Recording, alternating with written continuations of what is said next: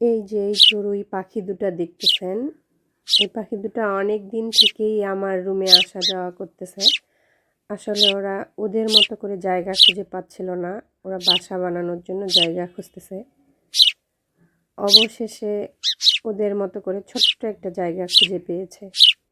আসলে এই জায়গাটা এত ছোট যে দুটো পাখি বসবাস করার মতো উপযুক্ত জায়গা নয়।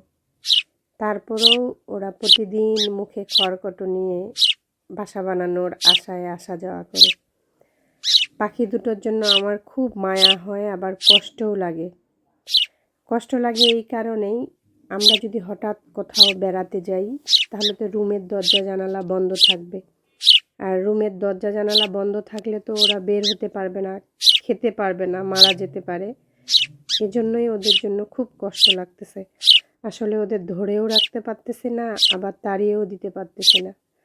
পাখি দুটোর মধ্যে অদ্ভুত মিল দেখেন, একটা যেমন করতেছে ঠিক পাশেরটাও তেমনই করতেছে।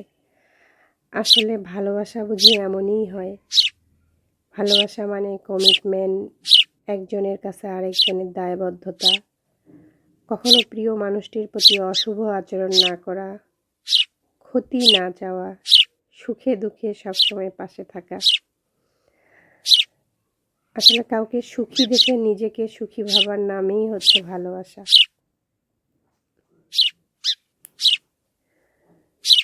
ভালোবাসা এবং সম্মান, এ দুটো জিনিস প্রিয় মানুষের কাছ থেকে পেলে জীবনে বেঁচে থাকার ইচ্ছাটাও দ্বিগুণ হয়ে যায়। যাই হোক, পরিস্থিতি যেমনই হোক, সব কিছু মানিয়ে নিয়ে সারা জীবন প্রিয় মানুষটির পাশে থাকার নামই হচ্ছে ভালোবাসা। এই পাখি দুটো তার ব্যতিক্রম নয়। আলহামদুলিল্লাহ, আলহামদুলিল্লাহ, আলহামদুলিল্লাহ।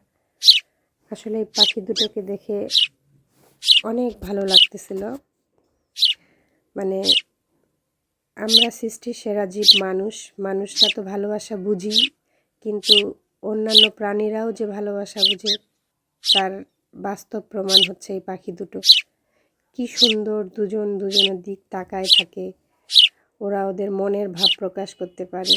মাশাআল্লাহ, মাশাআল্লাহ, মাশাআল্লাহ।